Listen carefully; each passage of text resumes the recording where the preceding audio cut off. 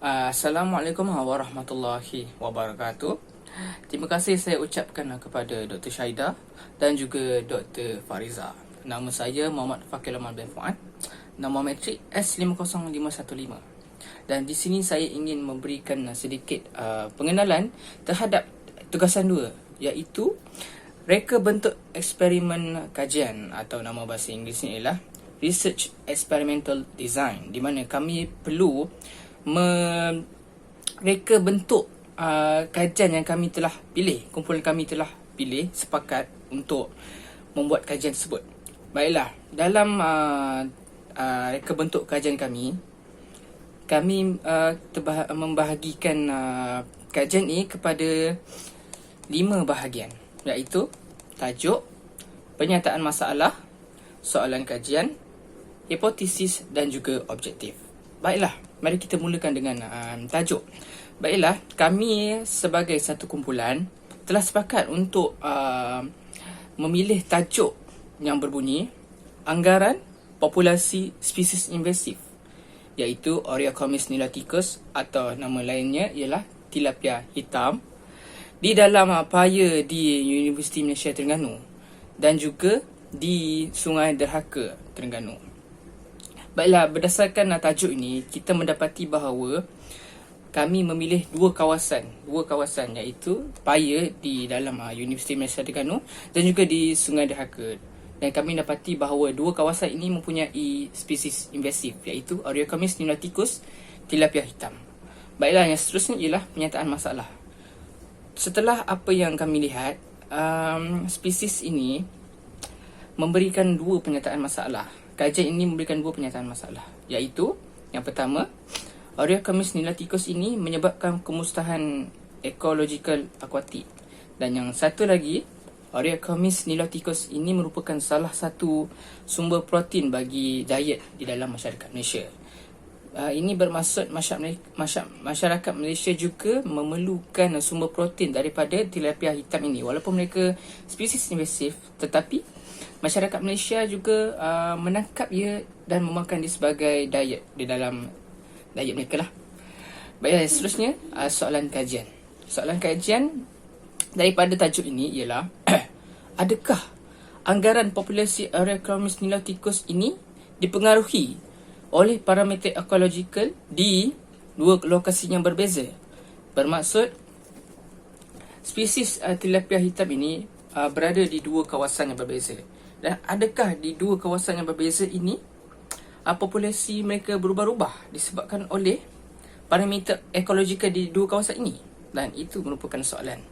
Dan seterusnya hipotesis. Hipotesis ialah populasi Oreocomis niloticus di dalam paya Universiti Malaysia Terengganu lebih tinggi berbanding Sungai Derhaka Terengganu.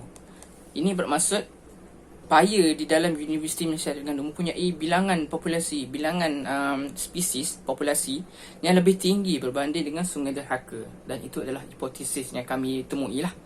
Dan yang terakhir sekali ialah objektif.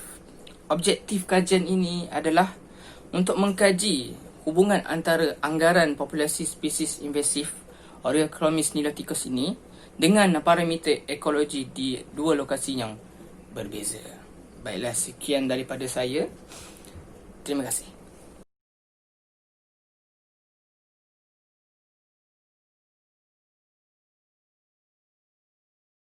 Warahmatullahi wabarakatuh. Saya S50615 Nur Airi bin Zainuddin. Berdasarkan tajuk yang telah dipilih, saiz populasi ikan tilapia atau Nile tilapia ditentukan berdasarkan persempelan sampel. Sampel yang ditangkap dalam mana-mana tangkapan akan diklasifikasikan di dalam saiz sampel.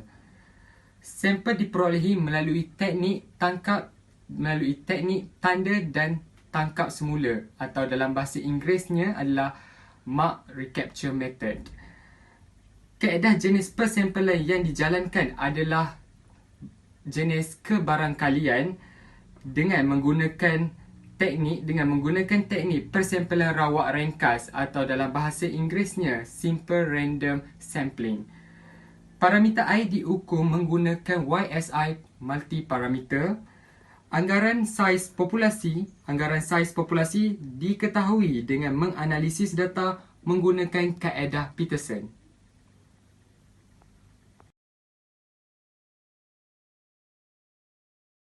Bagi metod, kami akan menunjukkan secara ringkasnya cara-cara persampalan yang akan dijalankan.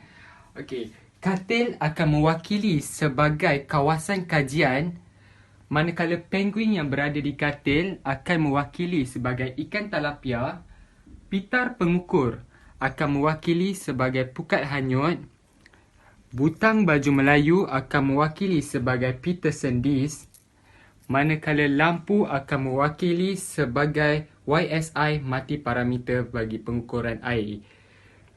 Pertama, tentukan kawasan kajian.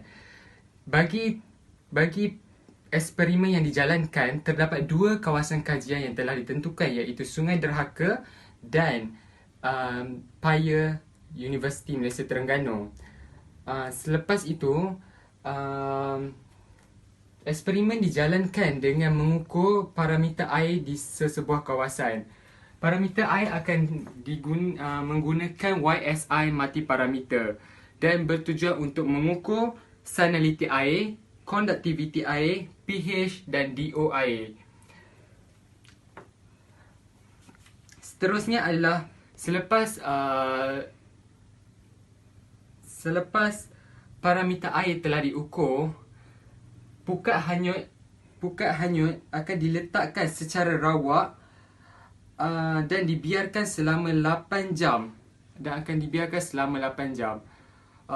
Pukat hanyut akan diletakkan pada pukul 8 pagi dan akan diangkat pada pukul 5 petang. Hal ini bertujuan untuk memastikan terdapat sampel ikan yang dipilih masuk ke dalam pukat hanyut yang dilepaskan. Pukat hanyut diletakkan secara rawak bagi mengelakkan sebarang bias ataupun sebarang ketidakadilan keputusan yang akan dibuat. Saya akan tunjukkan cara-cara melepaskan pukat hanyut. Walaupun dia tidak kelihatan seperti pukat hanyut sebenar, tapi ini hanyalah perumpamaan bagaimana sampel dijalankan.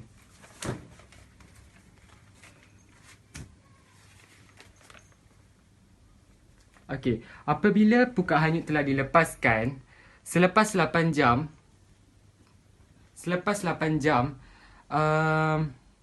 bilangan spesies ditarget akan direkodkan. Apabila diangkat, bilangan spesies target dan direkodkan dan ditandakan dengan Peterson disk. Maka di sini spesies target, spesies yang telah masuk ke dalam pukat adalah dikira 1 ekor ikan. Penguin ini mewakili ikan, dikira 1 ekor. Jadi, ikan pada tangkapan pertama akan ditandakan menggunakan Peterson disk, iaitu sebagai butang baju Melayu yang mewakili Peterson disk. Akan diletakkan untuk mewakili Peterson disk dan akan dilepaskan semula ke dalam kawasan kajian yang dijalankan. Setelah seminggu, persampalan akan dilakukan semula bagi menentukan bilangan tangkapan kedua dan berapa bilangan tangkapan yang telah bertanda pada tangkapan pertama. Masa yang digunakan untuk meletakkan pukat adalah sama, iaitu 8 jam. So, bilangan tangkapan kedua direkodkan dan bagi yang telah bertanda juga pada tangkapan pertama yang ditangkap pada tangkapan kedua juga direkodkan bagi mendapatkan keputusan dan menggunakan kaedah Peterson untuk dianalisiskan. Sekian saja daripada saya, Nur Airi bin Zainuddin. Okay, Assalamualaikum warahmatullahi wabarakatuh. Nama saya Nur Azmina binti Tenan dan nombor matrik saya ialah S50607. Okey, video sebelumnya telah menerangkan bagaimana kajian kami dijalankan, bagaimana data ini dikumpulkan akan tentang penyataan masalah dan sebagainya. Okey, untuk bahagian saya pula, saya akan menerangkan tentang analisis statistik yang sesuai untuk kajian kami. Analisis statistik yang sesuai untuk kajian kami ialah analisis deskriptif, di mana ia menerangkan tentang ciri asas dalam sesuatu kajian tersebut. Kaedah ini amat memudahkan dengan meringkaskan tentang sampel ataupun data yang telah kita kumpulkan. Okey, untuk seterusnya ialah kaedah mengumpul data. Untuk kaedah mengumpul data ni, kami menggunakan kaedah Peterson method ataupun kaedah Peterson. Kaedah Peterson ini ialah kaedah tanda dan mengambil semula, di mana prosedur ini akan melibatkan penangkapan sejumlah individu ataupun sampel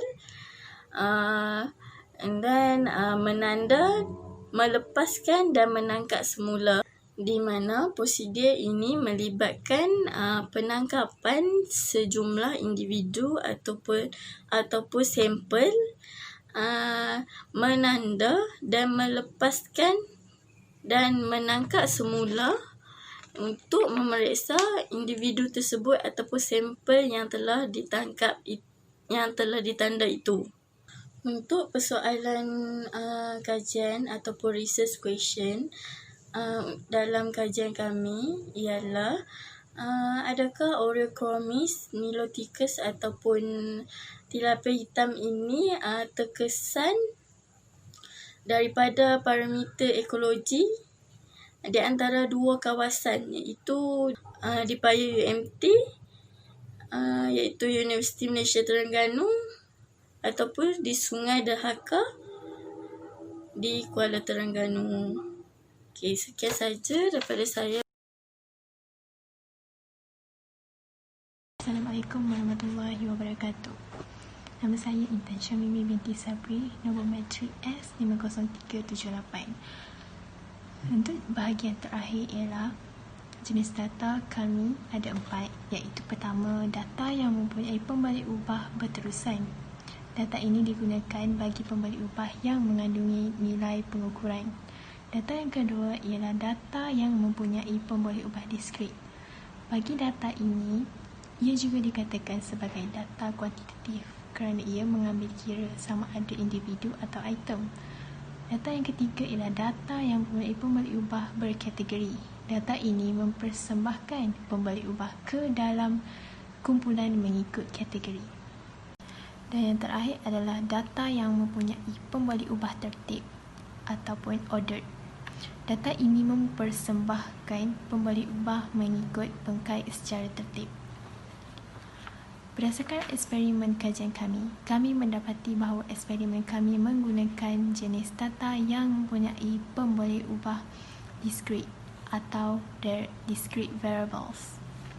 Hal ini kerana ia menepati citarasa ciri-ciri jenis data tersebut, yang mana kajian anggaran populasi ikan tilapia hitam tersebut memerlukan pengiraan semua individu di dalam populasi tersebut. Jenis data yang digunakan dalam kajian kami adalah pembalik ubah diskrit. Pembalik ubah diskrit adalah mewakili data kuantitatif. Contoh untuk kajian kami lakukan seperti bilangan sampel, iaitu tilapia hitam di Sungai Dahaka. Seterusnya, pembalik ubah yang mewakili kajian kami adalah untuk pembalik ubah tidak bergantung ialah kawasan persempelan, manakala pembalik ubah bergantung adalah saiz populasi, dan terakhir ialah pembalik ubah pemalar ialah jangka masa persempelan. Sekian sahaja daripada saya. Terima kasih.